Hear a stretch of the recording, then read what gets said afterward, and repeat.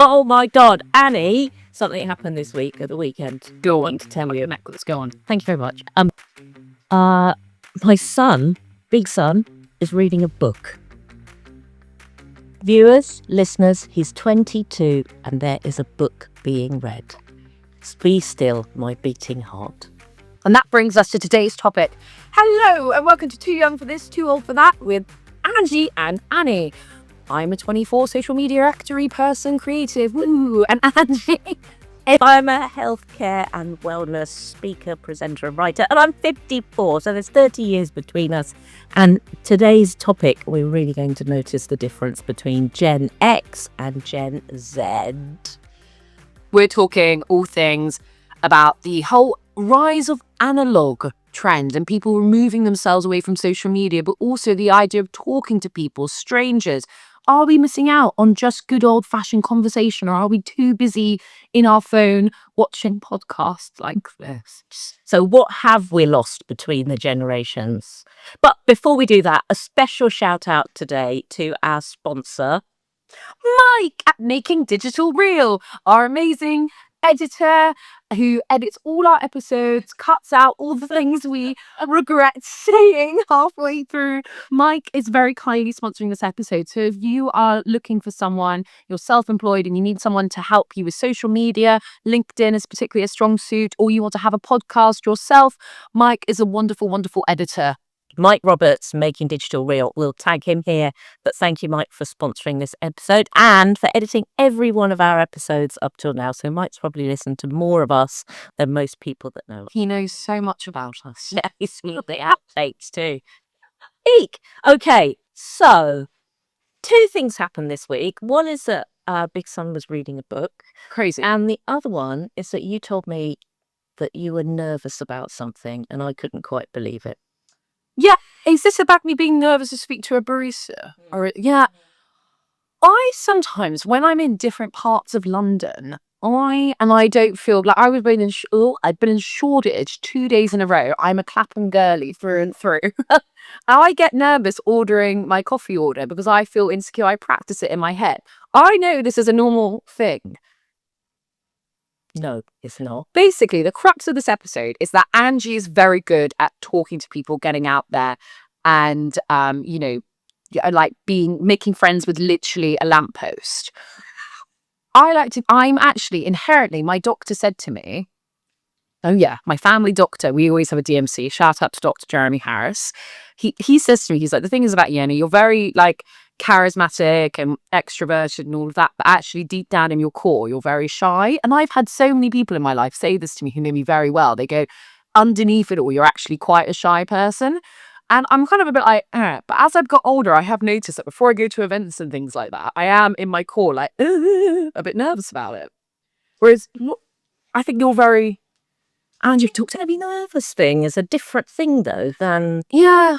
the talking. Yeah. I feel nervous before I go to something as well, but I still will strike up a conversation with a stranger. You're so good at it though. And I've noticed that because we've known each other for nearly a year, so we're coming up to our 1-year anniversary of meeting, that actually, we talked about doing sort of a social, like going out on the street mate type stuff, and we will do at some point when I get her being brave enough to just go up at random strangers and start talking to them, right? He's the actress, so this is what I don't get, because your whole... And I really want to have it. Performing and being out there and being on a stage. And I can present events. Like I've done a bit of presenting recently and that doesn't faze me. Because also, but I think it maybe is because when I'm acting or presenting, it's like people know why you're there. It's like going to the office. I am here to do a job. If I have to lead a meeting, I'm here and people know why. It's like, I think there's a reason for it. There's a role that you... Yeah. So it's not Annie. Yeah, it's not. No, not at all. Like, it's like on social media. Some of my friends are like, in my videos, they're like, that's not quite your voice. I don't know what it is. But I'm like, yeah, but not in this, actually, my social media reels. But I'm like, yeah, but that's kind of almost, I think, subconsciously deliberate. So that if someone does leave you like a nasty comment or something, you're like, well, it is a bit... Not me. It's not... It's me, but it's like a different version of me, a little bit. It's like an extension. It's interesting. It's interesting because also I see it in the boys This idea of, just go and ask for it, whatever you need, right? There's not enough salt on your food. You need another drink. You want to, someone's got a nice top. Ask them. I think I'm getting better at it. Yeah. Why is it so cringe for young people to do that? Well, my friend Karis, shout out to Karis Murphy, has a new phrase, which is there are worse things in life than being embarrassed. Be embarrassed, girlies. It's okay. Yeah. And I am trying to live that. And I think actually being around mates like Karis and things like that, and you have helped me be less self-conscious. I think I got very self-conscious from drama school, not to trauma dump, but I think that did, because you have every ounce of you like torn apart and analysed, and like you would do exercises where someone would look at you and you'd go, you're feeling insecure right now, and you'd go, oh, I'm feeling insecure right now, and apparently it's meant to make you a better actor. Sorry.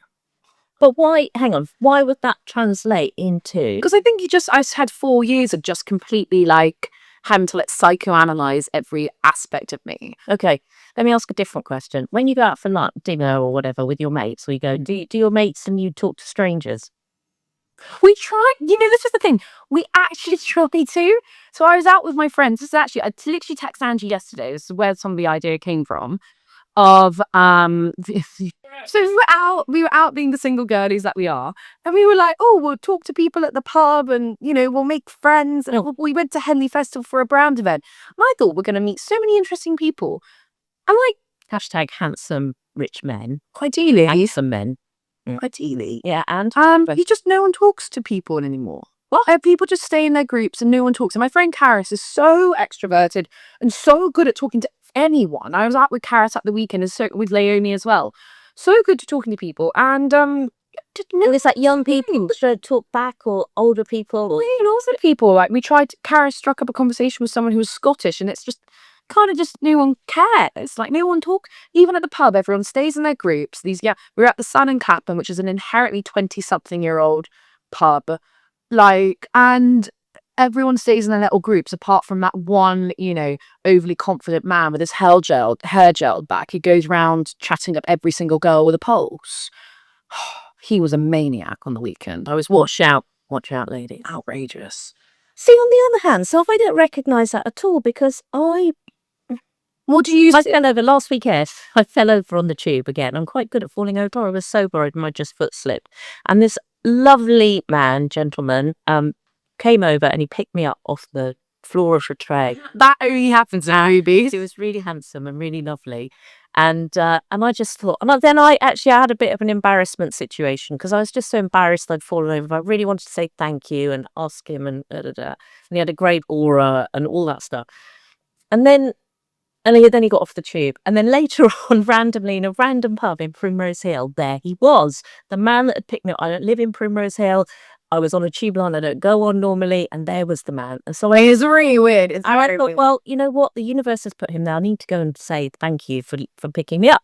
And I went over and we just ended up chatting. And he's called Francis, and he's an Arsenal fan. So Francis, if you're out there, maybe late 40s, lovely. Put this on social media. Beautiful dreadlocks. Thank you so much again for picking me up. And we'll sign it. We'll do a reel afterwards looking for Francis. Seriously, we'll make that a reel. Anyway, so that was a fabulous conversation. And then when I was in Ibiza recently, we just talked to I talked to so many people. I wish, we know all the story. We go to a breakfast place after we record it. It's really we now know everyone's story, and I just think it's a wonderful, wonderful thing to be able to just talk to people, to connect with people. It makes people happy when you talk to them. You know what? It's that thing I saw on Instagram reel, which is like when you walk away and you just had a great social interaction with a stranger, and you're like, yes, I did that so well. Like someone's like, hey, I do. When someone's like, excuse me, do you know where so-and-so is? I'm like, actually, just down the road over there. Have a lovely day, great dress. I had a conversation with a lovely Greek lady on the tube this morning about her amazing. Oh my God, Annie, I wish I'd taken a picture of the dress. So that's the next stage for me. Well, I did have to go, may I take a picture of your dress? It's so beautiful. That is good. Because I did have a good interaction on the tube, actually. This is a side note, and then we'll get into the crux of our conversation. I just watched a football on Wednesday. England had just beat. Oh my God, we did well in a match. No, we just lost. And everyone's a bit sad. Argentina. Annie wore a football jersey, everyone. Do you have a picture of you wearing that football jersey? I didn't look my best. I'm not going to lie. It was an oversized, slightly odorous. Annie wore a football kit. I think the world shifted. Something shifted. I love football, but I fell onto the woman next to me, like, because the tube went like that and I fell. And then she was like, oh my gosh, I'm here. Shout out to Charlotte with this gorgeous 33-year-old, so he's a bit old for me, insurance man, Australian. And then we just chatted with the whole tube journey, exchanged Instagram. She was like, I'll try and set you up with my friend. It's a bit old for me, but just shows. And I walked away and I was like, I've spoken and made friends with a stranger on the tube. And I thought it was so Anji. I thought I would win. I was like, that was so Anji. I've been waiting to tell you. Right. So I swap numbers with people on the tube all the time. Anyway, so Going we back. had to though, but one just to finish up on that, I think we had to talk to strangers because we had to ask for directions. We didn't have Google. Do you know what I mean? And so actually, I don't know, or maybe it is just me. So just going on to the crux of what our podcast is, which is then versus now. So you had to talk to strangers. There was no Google. Annie can use City Mapper whenever and wherever I want. And today on the way here, I couldn't use City Mapper. I had to use the tube maps originally. Craziness. Yeah. And so we've discussed that a little bit more. And then what do you do necessarily when you're bored? Because there's this whole analog trend of people trying to go and like stop being on their phones. My generation, you sent me an article about it. We'll put it here. Are buying burner phones. I have a friend who has a phone. So i.e. not video phone. Yeah, and I had a burner phone for a year, the year before we met, right up until I met you, and then we did the presenting course because I had a complete like, oh my god, I hate social media, which is so funny because now it's my job. So I do see the merit in it, and also there's these apps where you can make your phone into a burner phone. What they're called? Wait to find one. We'll put one. I do like that. Yes, and I thought they could be a bit more productive. Yeah. What did you used to do when you were bored? Because I know now our instinct is to doom scroll, go on our phones. Just we are human at the end of the day. Well, yeah, but maybe we're not so human. I think I remember the thing that I remember most is if you're on a journey. So if you're on the train or you're on, sitting in the back of the car, you just have to look out the window. Because I can't read in the car, so I would never have read a book. But like if you're on a really, really long journey, can you imagine being on a 12-hour journey, like driving to France or, 4 hours driving to Manchester or 6 hours driving to Cornwall or wherever and not having, and there's only one stereo in the car. So if your dad's listening to the radio or the cricket or whatever, that's it. And you can't really read in the car journey, can you? You can't read. You might have had a Walkman at some point, but that took a little bit of time. We didn't have Walkmans for a while and the batteries would run out. So you'd just look out of the window. Can you imagine just looking out the window for like 3 hours? That's pretty boring. Wouldn't suit my brain as well because I'm a very like, if I'm given too much time to think, I wouldn't be like, so I need to be really worried and stressed about this. I need to. Oh, so it's a diversion. A little bit, yeah. Yeah, a little bit. Okay, so that's interesting. And, like when we were bored in the holidays or whatever, I just remember lying on my bed and maybe listening to the radio. Wow. Because you didn't have a phone. Blimey. That's crazy. Because like, I do adult colouring, but I don't do that forever. Do you still do it, really? Yeah, would you rather do it than have your phone, or would you have your phone? The only thing I'd say is because so much of my work and stuff is on Instagram, I don't actually enjoy scrolling Instagram too much because it's like I do all these reels and stuff for brands, and it's like if I'm on Instagram too much, I'm just actually looking at work really and just checking how's this video done. And I do need to walk away from it. So I do put my phone in the other room a lot of the time.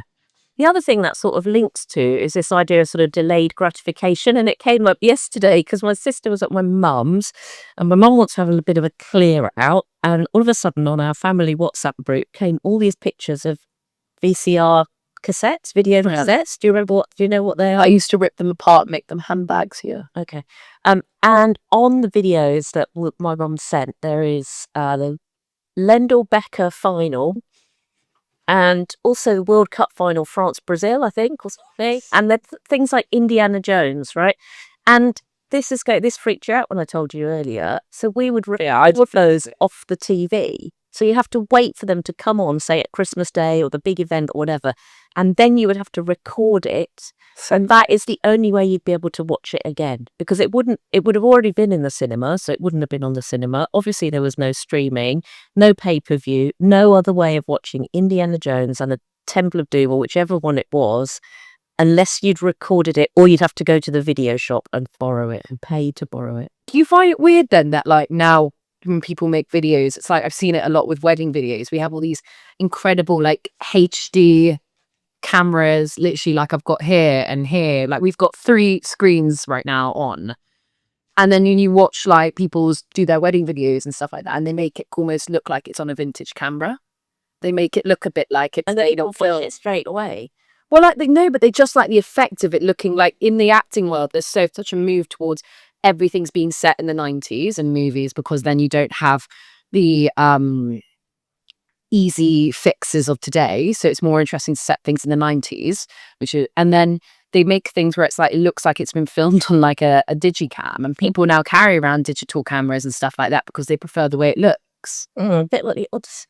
Yes, seeing shot in that other thing. Exactly. So do you think it would have been and the same would have gone for like listening to music. So listening to music, you had to tape things off the radio, right? You couldn't just, there were no CDs. And but it's like when everyone says you're at a concert and people film the concert, I've stopped doing that now, because I'm also like, if I want to see what it looks like, I can just go on like what the concert experience is. Someone else is going to be filming on YouTube. Yeah. B, why do I pay? I'm never going to watch those concert videos back. I just want to be in the moment, because then you see all these videos of people at concerts and it's like a CFO, and things like that in FIFA. So question to you, could you cope if I took all your devices away from you for a fortnight or a month, and you couldn't catch up on Love Island? I don't know if you're watching Love Island or not. You couldn't listen to a song that you wanted to. You couldn't. I'd miss my music. Dig out an old podcast. You couldn't watch a film or look at a clip. Forget the Instagram, because we'll let you have that for work. But this idea of sort of delayed gratification. Well, I think it would happen. I'd be okay, because I have done it before. I would be okay. But because I'm not an iPad baby, like I do have, like, I know people who are like so tied to their phones, but I think I've hacked. I was talking about this with my dad, the way I use my phone now and things like that. It's like I love my phone for my music. I love going on my walk and having a podcast. I go on a walk nearly every single evening, and I keep my phone on Do Not Disturb, and I will just walk and listen to music, and I use it to switch off from work and go into unwind time. It's very like important to my sanity. Go. What would you do if you had to go for a walk without your phone? I'll be honest though, I just like tracking my steps. I like tracking your steps. Yeah, but what if you didn't listen to anything? So my newsletter this Sunday, so I have this newsletter that goes to 1,200 people. It's Sunday. It's very successful. Thank you. And I wrote about atelic activities. So atelic, ATELIC, a word from Aristotle.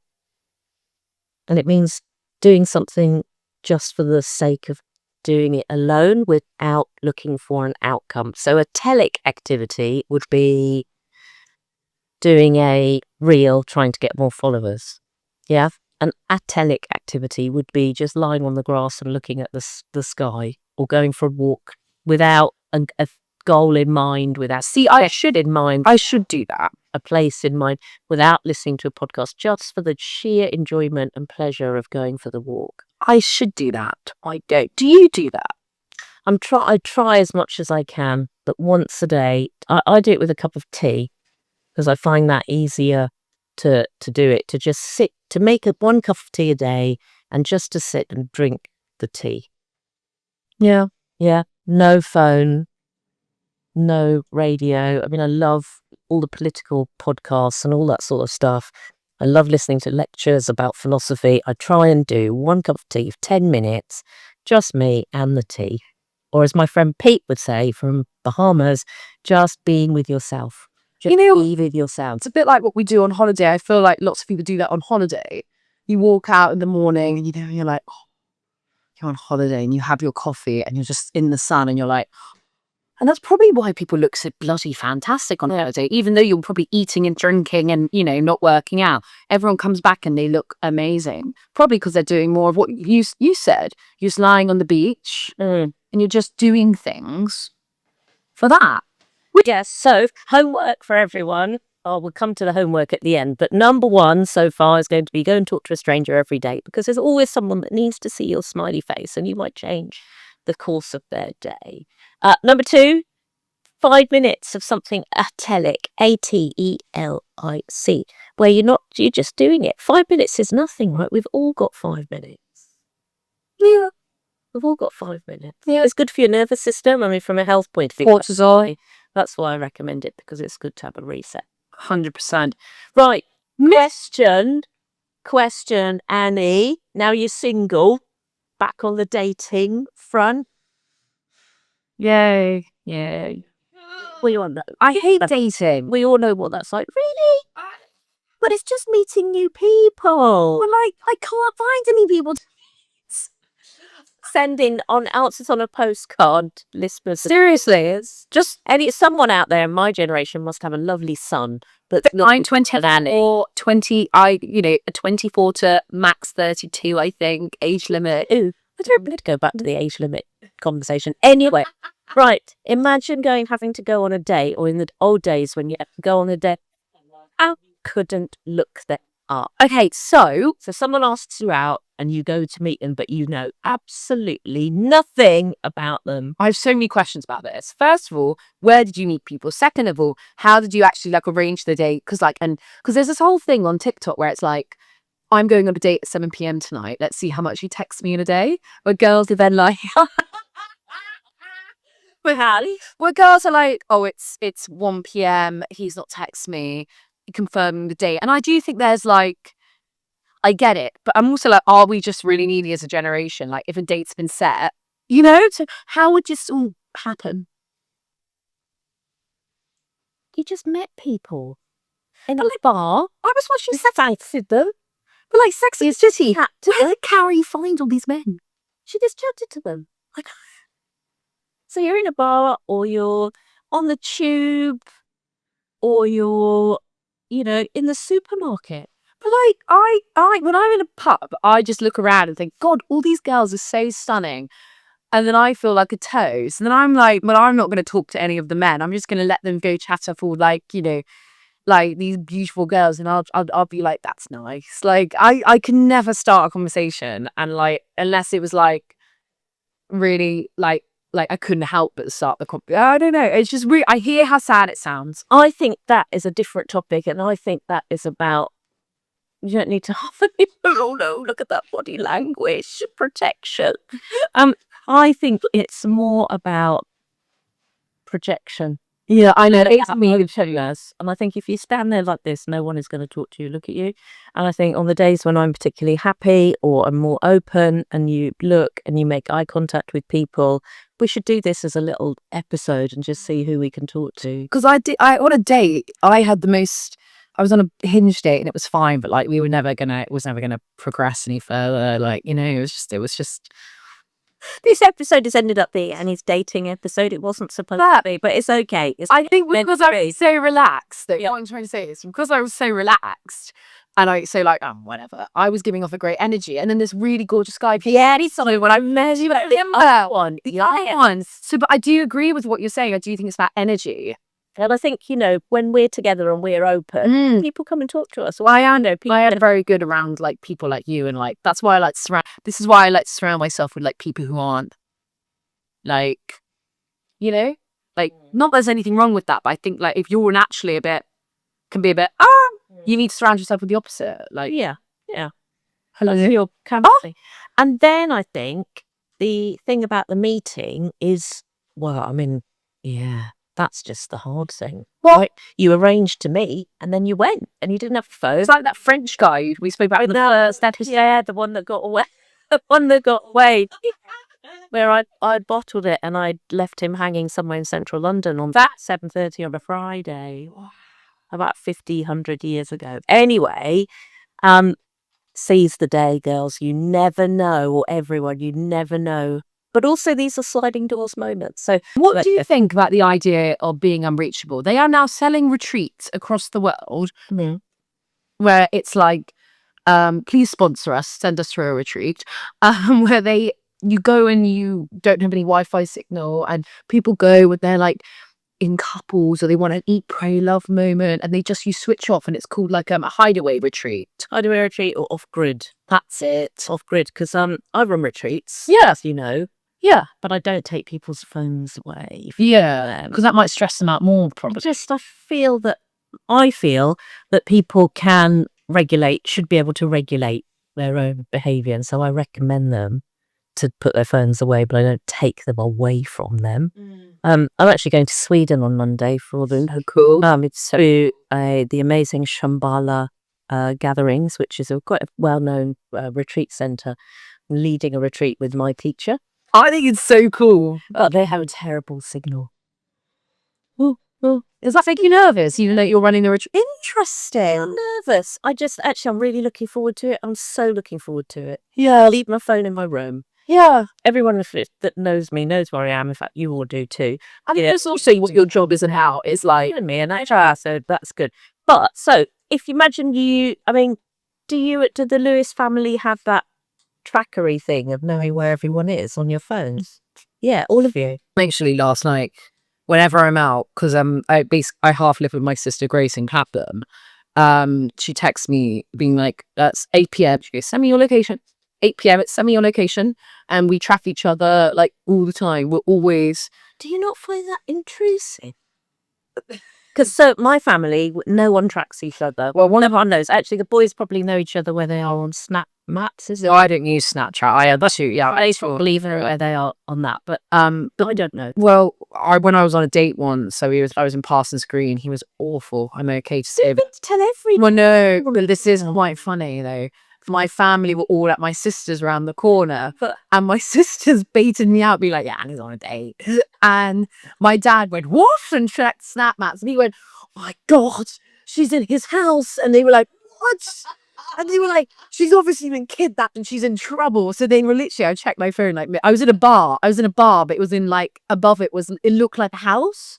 So then they were all like, Annie, respond to this now. If you're not okay, we'll call the police. Oh my God. Now they had to go to the I had to go, so sorry, 1 second. I just went to the toilet, and I was wrangling him. I was like, guys, I don't care, I'm alive. And they were like, for God's sake, Annie, your father was about to give a proposal to the police. And like, oh, Annie, would you not turn that off? Oh no, not for a date though, not for a first date. Oh God, no. Because also, like, I know they've just got my best interests at heart. Like, and also, heavens forbid, it actually is a weird. He wasn't a weirdo. He was just a bit. But like, you know, like you do. Girls, have your Snap Map, have your location on for a first date always. I don't have my location on for a first date. You absolutely should. Not for like a. But I 500 going, and I tell one of my friends who's my spotter, and we know where the other one is, and then we have to send proof of life, but we don't track each other like children. God. Anyway, maybe I should. I think you should. For a first date, I would. Not if it's like, okay, yeah, to a boyfriend of like 5 years or girlfriend or whatever, you know? Yeah, obviously. Okay, and then what about the big one? A life that isn't documented. So I got up to a lot of wild things. I possibly got up to a few wild things when I was younger. But thankfully there is no video or documentary evidence. Whereas everything that you've done is online. I used to be really anxious about this, even though I've never in my life really done anything that audacious and wild. I used to be really anxious going to parties when I was younger. I used to worry, what if like there's a really unflattering video, or even though I never did anything like crazy, it's not my personality. It used to make me really anxious, and I think put me off a lot of that. So would you have an agreement with your friends that if you were at a party, nobody would take video? I think when you're at uni, it's tricky because you're fret that people aren't going to necessarily, you're going to have randomers at a uni house party.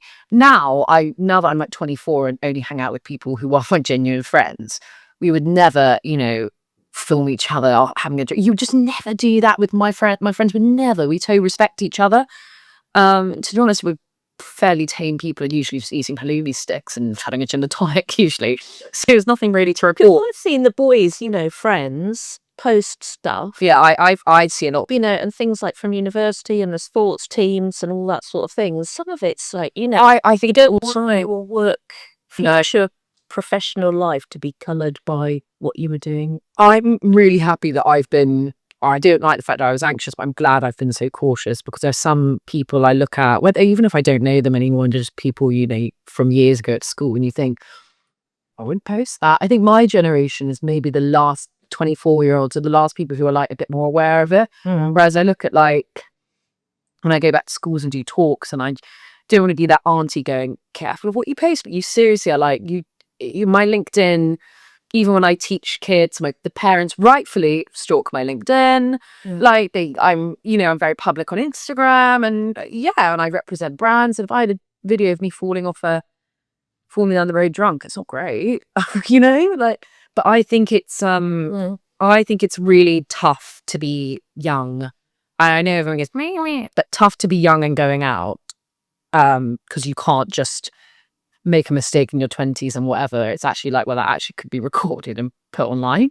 Yeah, it's not very nice. Literally everything being documented. Yeah, it's not exhausting, surely, like you said about the video and concerts. Yeah, I also think, only thing is, if I was an employer and I saw something from when someone was like 18 and the person sat in front of me was 25 and clearly not the same person, I would give grace, because I think you've got to look back and go, oh, as long as it wasn't something like really like, if it was just a silly video, then I'm like, out, I wouldn't.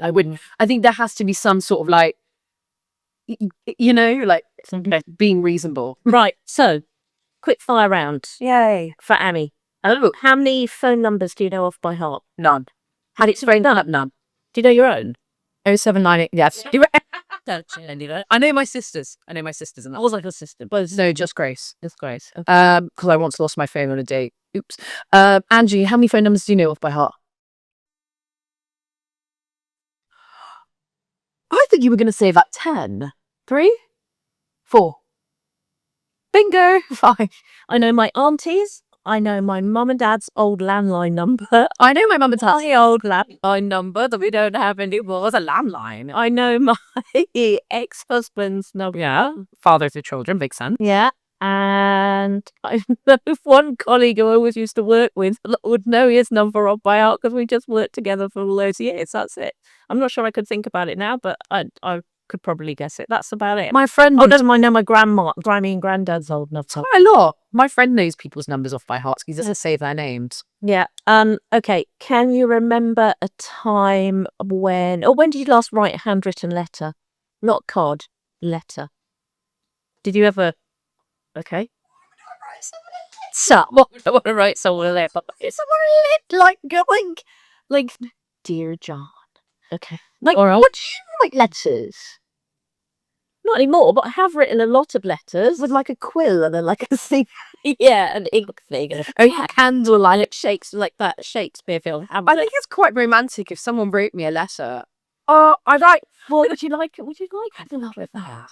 Oh my God, if someone wrote me a letter and it fell through my door, I think that's so romantic. My friend Emma, she writes letters. Emma writes letters. Okay. That's interesting. Okay.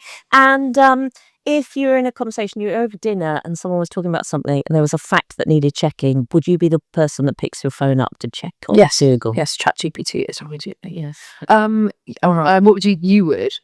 Yeah, I would, but I did it all those years. So that's the difference of having had 30 years, maybe 40 years of not doing those things, right? And it's only in the last, so like a novelty. 4 years. What now? Yeah. Like, I think it's great. I mean, I'm the sort of idiot that would have gone home and looked up the Encyclopedia Britannica, right? So I've got a question for you to round this out. Do you think life is better now that we have all of these resources? Overall, do I have to come up with a yes or no? Because it would I just an honest. I think probably no. Yeah, I think probably no. I think it stopped us being, as a teacher and a practitioner of meditation and yoga and, encouraging people to look after their mental and physical well-being, I think this is making it really, really, really hard. Yeah. And much harder. And it's stopped us as humans being able to pause, being able to reflect, not being able to have that instant gratification.